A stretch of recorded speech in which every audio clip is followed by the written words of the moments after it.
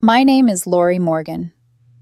I'm 26 years old, and until 3 hours ago, I thought I was in a stable relationship. At 3:24 p.m. on a Tuesday, while editing a client presentation, my phone buzzed. "Anthony, pack your things. I'm bringing someone home tonight." I stared at the screen, certain I'd misread. Then again, then once more. No, it was real. No emojis, no haha, no follow-up explanation. The man I'd shared a bed, a home, and 2 years of my life with had just told me to pack my things like I was a tenant overstaying a lease. I typed back, "Me already packed." But the truth, I hadn't packed my things, I packed his. For months, Anthony had been pulling away the missed dinners, the secretive calls, the new friends from work I never met. He had started taking calls in the bathroom with the shower running. I'd even caught him deleting message threads mid-conversation. And still I made excuses. He's just stressed. He needs space. It's just a phase. But that text stripped away every illusion. As I folded his shirts into boxes, a strange calm came over me. Not rage, not heartbreak, just clarity. Flashback. 8 months earlier. When Anthony moved into my apartment, he'd said, "No need to add me to the lease. Paperwork's a pain." And I, being naive and in love, agreed. He was between jobs, so I covered the $200 $100 rent every single month. His contribution, occasionally buying groceries with money from his parents. Now that decision was about to become my quiet victory. I called my landlord, Mr. Alvarez, an older man with a kind voice who'd always treated me fairly. "Lori, Mr. Alvarez. I need to ask if someone's been living here but isn't on the lease. What are their rights?" "Mr. Alvarez, they're a guest, nothing more. Why?" "You having problems, Ms. Morgan Lori. Just tying up loose ends. My ex needs to collect his things." "Mr. Alvarez." "Well, he's got no claim to the unit. Want me there when he comes for his stuff, Lori. That would actually help. He said he's bringing someone over tonight." "Mr. Alvarez, say no more. I'll be there at 9 tomorrow morning for inspection." By 5:00 p.m., I had neatly stacked Anthony's things by the door. Boxes labeled bedroom, bathroom, living room. Every last item packed as precisely as the day he'd moved in.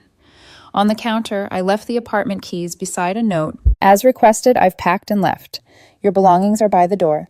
The lease is under my name. Please collect them by 9:00 a.m. tomorrow when the landlord arrives for inspection. Wish you the best with your new situation." Then 3 small but crucial details. I photographed every inch of the apartment, time-stamped evidence of its pristine condition. I changed the Wi-Fi, Netflix, and bank passwords. I took my laptop documents and 1 duffel bag of essentials and left. As I locked the door behind me, the sound echoed through the empty hallway like sealing off the last chapter of a book that had quietly died months ago. I didn't look back. At 6:10 p.m., my phone started vibrating, texts pouring in like a storm. "Anthony, where are you, Anthony?" "Lori, stop acting crazy. You can't just walk out." "Anthony." "This isn't what I meant, Anthony. We need to talk." I didn't reply. I'd said everything I needed to in 1 sentence, already packed. At 8:42 p.m., his tone changed. "You're being childish. A real adult wouldn't run away." Then came the guilt trip. "I can't believe you'd embarrass me like this. Do you even realize how cruel you're being?" And finally, the threat. "If my stuff's missing, I'm calling the cops." That one made me laugh. He was about to learn what missing really meant when you were never on the lease to begin with. By 9:30 p.m., I was sitting at my best friend Lana's kitchen counter, sipping a cold beer. She scrolled through his texts and muttered, "The audacity." "Lana, he really thought he could tell you to leave your own apartment, Lori, apparently." "Lana girl, this is karma in designer packaging." We clinked bottles. I smiled for the first time that day. But peace never lasts long in stories like mine. At 1:00 a.m., my phone buzzed again. This time a voice message from an unknown number. A woman's voice, sharp but shaky. "Hi, this is Harper. I'm with Anthony. You had no right to touch his things or change the locks. He says you threw him out. We're going to call the police." I replayed it once, then deleted it, because by 9:00 a.m., she'd discover the truth herself. Tomorrow, Anthony would learn what happens when you mistake kindness for weakness, and Harper would realize she wasn't the guest of honor. She was just next in line. The morning light filtered through Lana's thin curtains, soft and pale. I'd barely slept. My mind wasn't racing. It was calm, too calm, like the silence right before a storm hits. At exactly 8:47 a.m., my phone lit up, incoming call, Mr. Alvarez. I answered on the first ring. Mr. Alvarez. Ms. Morgan. I'm here. He's already outside with another lady. You still want me to proceed, Lori? Yes, please. I'll stay out of sight. Lana raised an eyebrow as I grabbed my coat. Lana, you're really gonna watch Lori. I'm not watching for revenge. I just need closure. Cut to the apartment building across the street. I stood near a small cafe window, coffee in hand, heart steady. From there, I saw Anthony pacing the front steps dressed in a wrinkled shirt and forced confidence. Beside him stood Harper, slim, restless, her eyes darting everywhere but at him.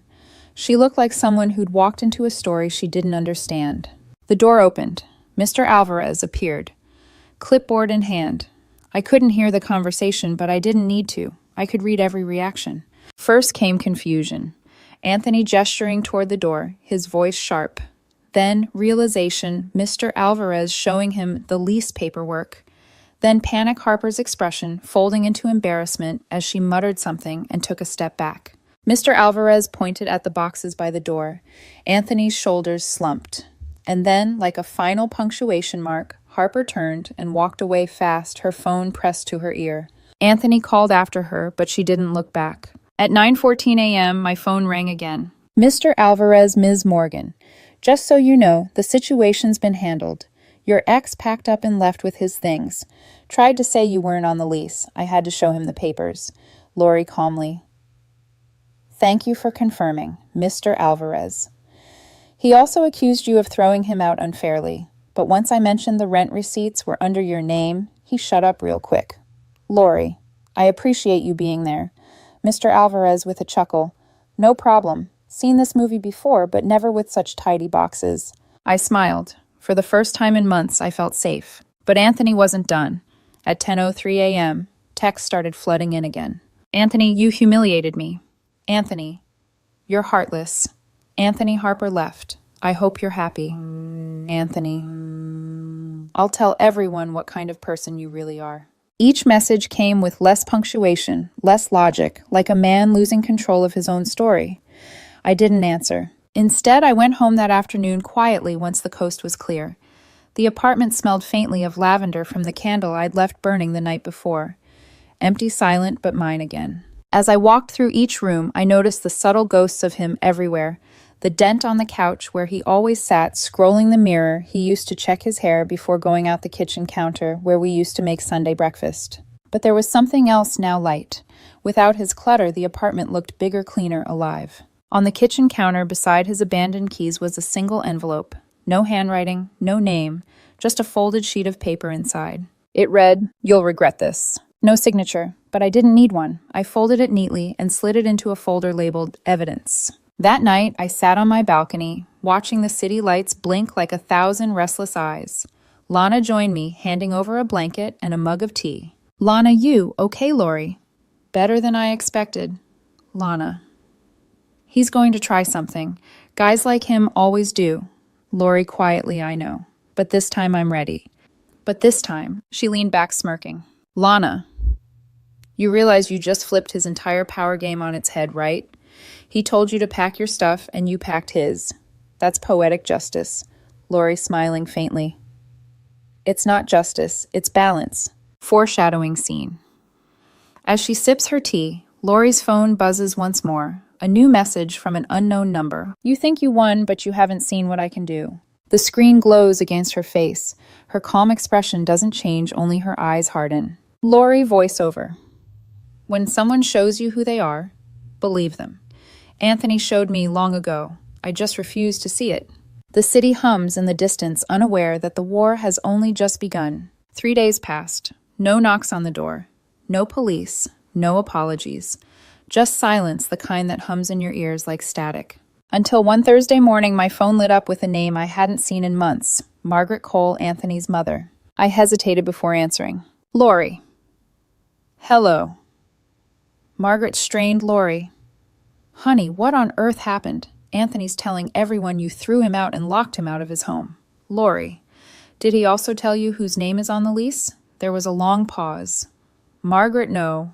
He said the place was his. I sighed and sent her the screenshot, Anthony's original message. Seconds later, silence again, then a shaky voice. Margaret, he sent this. To you, Lori, yesterday at 3:24 p.m. He said he was bringing someone home, Margaret whispering, "My God, Harper." Her tone shifted, guilt bleeding through the line. Margaret Lori. I don't know what to say. He told us you cheated, that you were unstable. We believed him. Lori. You don't owe me anything. I just want peace. Before hanging up, she said softly, "For what it's worth, you were the best thing that ever happened to my son. He just didn't deserve it." That afternoon, my phone buzzed again. This time an email from HR at my company. Subject: confidential employee conduct inquiry. My stomach dropped. The email read, "We've received an anonymous report alleging you engaged in violent behavior during a domestic dispute. Please schedule a meeting to discuss." My hands trembled, but not from fear, from anger. Anthony wasn't just trying to ruin my peace. He wanted to destroy my reputation. I marched straight to my boss's office laptop under my arm. Mr. Peters was a direct, no-nonsense man, but he'd always treated me fairly. Lori. Someone's trying to paint me as unstable. Mr. Peters, I know. HR looped me in. Lori. Then let me show you this. I opened the message thread on my phone. The time-stamped texts, the photos of the apartment, the landlord's voicemail, all of it laid out neatly. He read them carefully, his brows tightening. Mr. Peters, Jesus, he really sent that message, Lori. He did. He told me to pack my things so he could bring another woman home. Mr. Peters. And now he's trying to get you fired. He leaned back in his chair, sighing. Mr. Peters. Don't worry, Lori. HR won't touch this. Document everything, though. If he escalates, we'll have your back. That evening, Lana and I sat at her kitchen table, surrounded by Chinese takeout and open laptops. She scrolled through Anthony's social media, frowning. Lana. He's posting vague quotes now. You know the type. When you give your heart to the wrong person, they'll weaponize it. Lori classic projection. Lana. He's got 20 people commenting sympathy emojis, but someone's asking what actually happened. Lori. Don't answer. Let him hang himself. She looked at me curious. Lana, you're weirdly calm. Lori, because I finally understand him. He can't survive without control. Take that away, and he'll burn his own life down trying to prove he still has it. Foreshadowing moment. That night, as I was about to turn off my phone, another message appeared, this one from a new number, unknown. You think you can humiliate me and walk away. You have no idea who you're dealing with. The message was deleted seconds later. No profile picture, no name, just the faint scent of desperation clinging to the digital air. I screenshotted it anyway. Then I whispered to myself before sleeping, let him play his game. I know the rules better than he does. Because deep down I knew Anthony wasn't finished, and neither was I. By the weekend, Anthony's desperation had evolved into performance art. He posted a long, melodramatic Facebook note titled, "When Love Turns to Cruelty." He wrote about how his ex-girlfriend threw him out into the street with nowhere to go, how she manipulated the lease, and how he was now a victim of emotional abuse. The post racked up over 100 comments in the first hour. Some people rushed to console him. Others asked questions he carefully ignored. Then somewhere around comment number 60, a woman's name appeared that made me blink. Harper Lane. Her comment was short, but it detonated like a grenade. Interesting story, you told me you lived alone. The comment disappeared 5 minutes later, but by then several others had already taken screenshots. That night, Lana burst into my apartment holding her phone like evidence in a murder case. Lana he. Just got roasted on social. Harper outed him. Lori unimpressed. Did she now? Lana?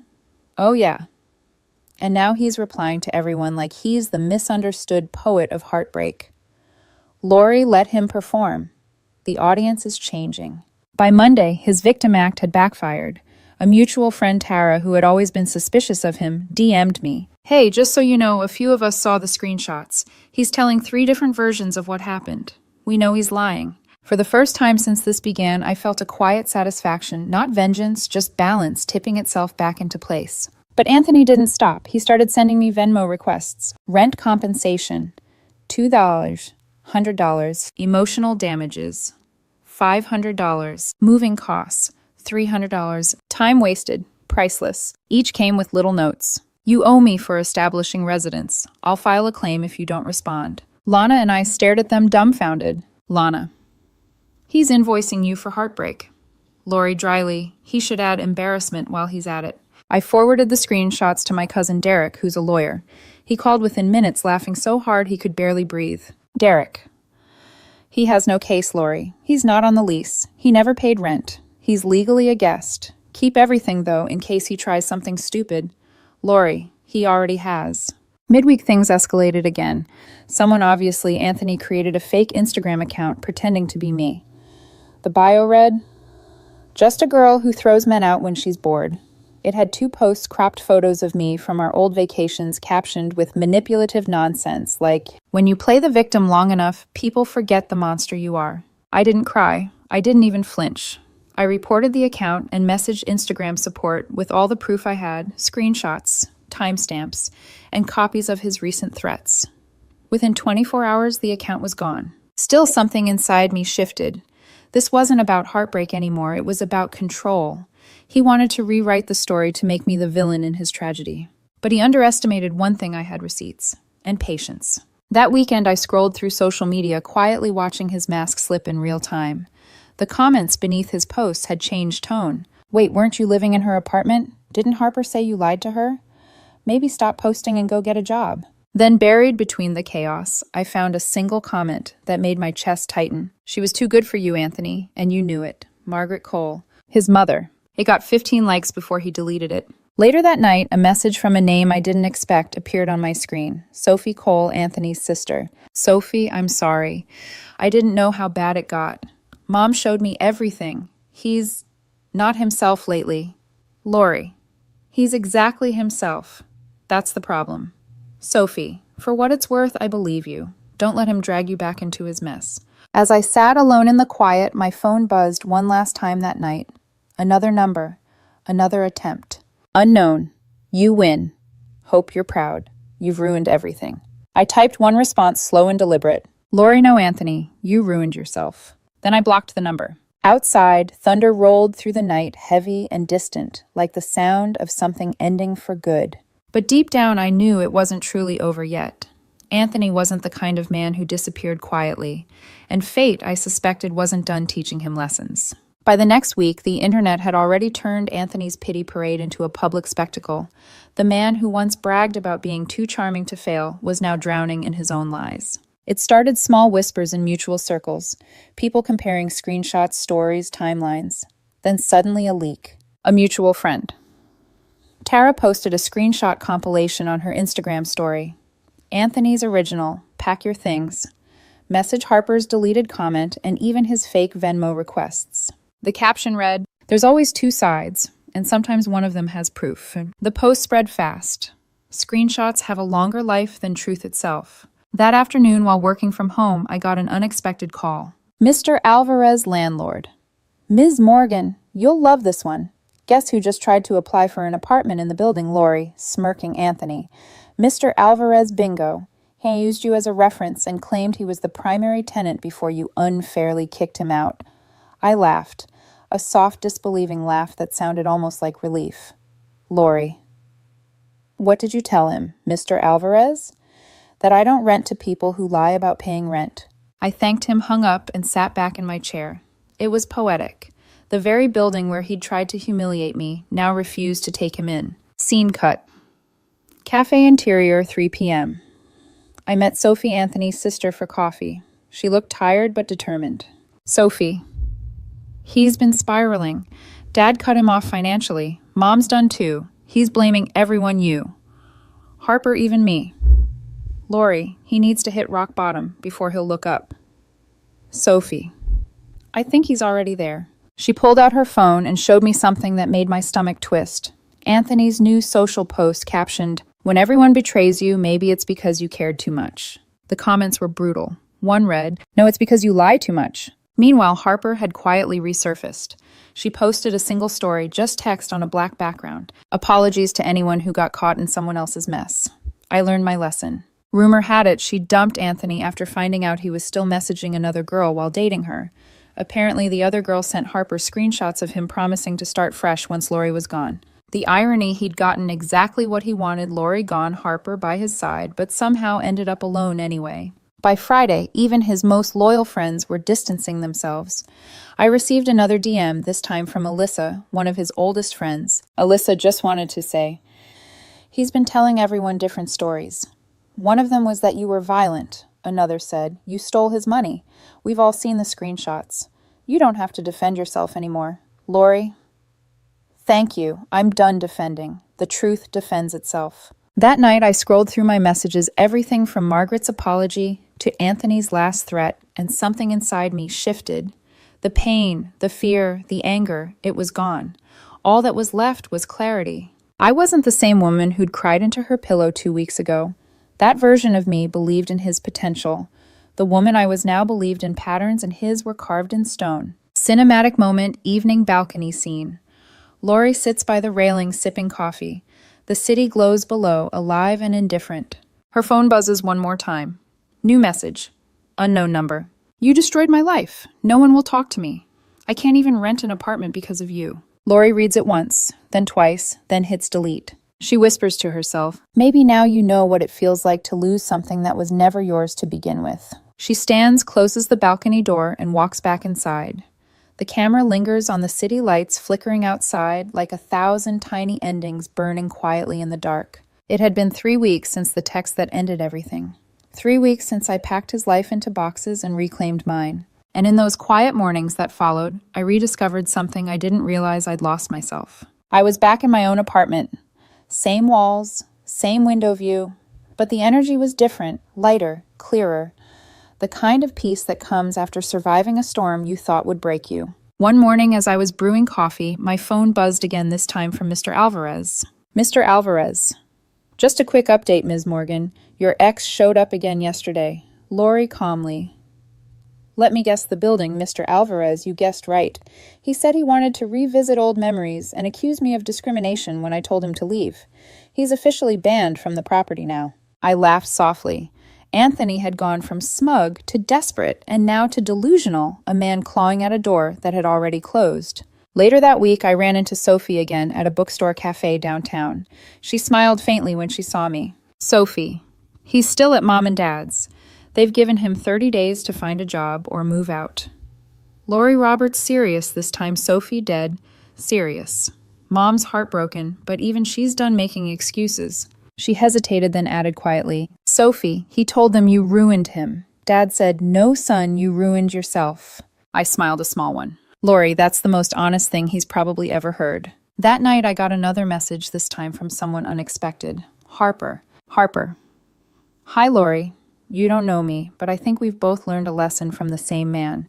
He told me you were a crazy ex who couldn't move on. I'm sorry for believing him." I stared at the message for a moment before replying. "Lori, he fooled both of us. I'm glad you got out." Harper, "Me too.